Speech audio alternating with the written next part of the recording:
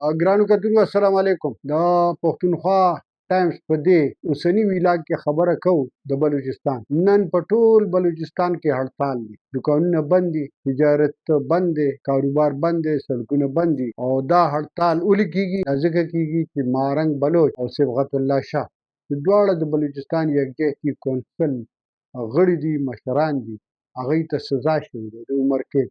او دا سزا ورته په جولای 2024 کې ګوادر کې یو مظاهره وه چې په هغې کې د اف سی او اهلکارو شبیر بلوچ هلته کې ونیسلی شو، په ګټ وویستی شو او هلته کې هغه مړ شو. د هغې دعوه، د هغې اف آی آر دا د یکجهتي کونسل خلاف درج شو. په دې کې 15 کسان نامینیټ شو او 2 کسانو ته سزا ورکړی شوه او د 2 د مستقبل فیصله به وروسته کېږي. د دې نه وړاندې چې موږ ووایو چې مارنګ بلوچ او د بلوچستان یکجهتي کونسل څه غواړي، په دې سزا باندې مختلفو خلکو تبصرې کړي دي.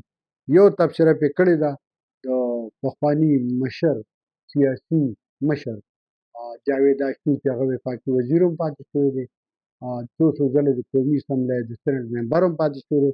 هغه وایي مارنگ بلوچ को उम्र कैद की सजा हो जाना पाकिस्तान के साथ गद्दारी है। जैसे शेख मुजीब को अगरतला साजिश केस में सजा देना इस मुल्क के साथ गद्दारी थी। अयूब खान से लेकर आसिम मुनीर तक सब जर्नलों ने पाकिस्तान में अलायदगी पसंदों को फरोग दिया है। गद्दार मारंग नहीं, गद्दार तुम हो। जावेद हाशमी फैज अली फैज چې دا یو شاعر دی د سوات، هغه وایي چې د خدای په ځمکه خدای ته رانیغېږي، د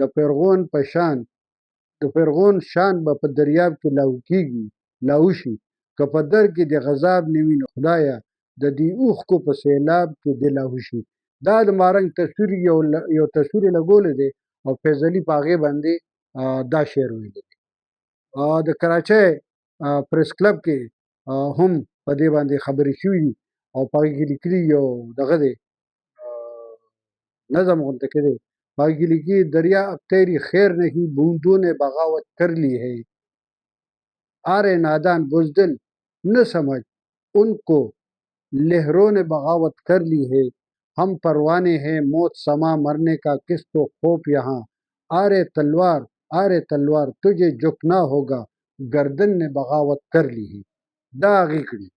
او زمونږ محترمه عصمت رضا شاهجان هغې په خپل یو ډېر اوږد بیان دی خو مختصر درته هغې د بیان دا وایم چې هغه وایي کالونیل اسټیبلشمنٹ کی تاریخ ہے، پی ٹی ایم، پی وائی سی، جموں کشمیر عوامی ایکشن کمیٹی، جی بی ایکشن کمیٹی کے پرامن قومی مزاحمتی تحریکوں نے فوج کو اس لیے چکرا کر رکھ دیا ہے کہ یہ تحریک نو آبادیاتی جبر و چیر کی دستوں کے خلاف همگیر عوامی بغاوت ہے.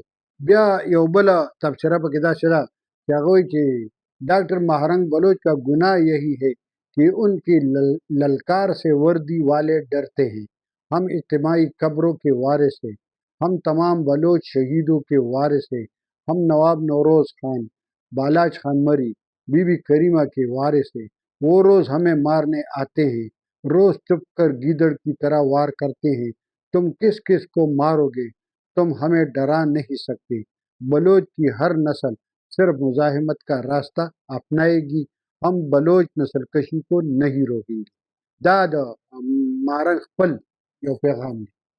د مارنګ بلوچ او د هغې بلوچ یکجهتي کونسل په باندې اعتراضونه او تحفظات هم ډېر دي. خو دا یو خبره ده چې د دې اعتراضاتو د تحفظاتو باوجود د بلوچ قوم د بلوچ یکجهتي کونسل سره یو ټول سوا د سرفراز بوفتي نه او د هغه د څو پلویانو نو ټول بلوچ چې کوم دي نو هغه د دوی حمایت کوي. او پکار دا ده چې بلوچان هغه دیوال سره ونه لګولی شي، د هغې خلاف ډېر ظلم وشو، ډېر زیات سوچکشي وشو، پولیس اپریشنونه وشي. پکار دا دی چې د هغې سره نور د ظلم و جبر په ځای باندې د خبرو اترو لاره خپله کړی شي، نو دا به د پاکستان په مفاد کې دا به د پاکستان د ښه مستقبل په مفاد کې دی. پکار دا ده چې دې سر کې که تاسو وګورئ د ایران او د امریکې د روغې نه وروسته دلته کې که څوک وایي چې پاکستان ته مشکلات کم شو، پاکستان ته خطرات کم شو، نو زه وایم نه، چې پرون لږ خطره وه، نن خطرې ډېرې زیاتې شوې. پکار دا ده چې چارواکي د خودکشۍ نه، د پوځي طالع ازمایۍ نه، د ایډونچرز نه نور لاس په سر شي، د خبرو اترو لارې خپلې کړي، نو دا به ډېره ښه وي.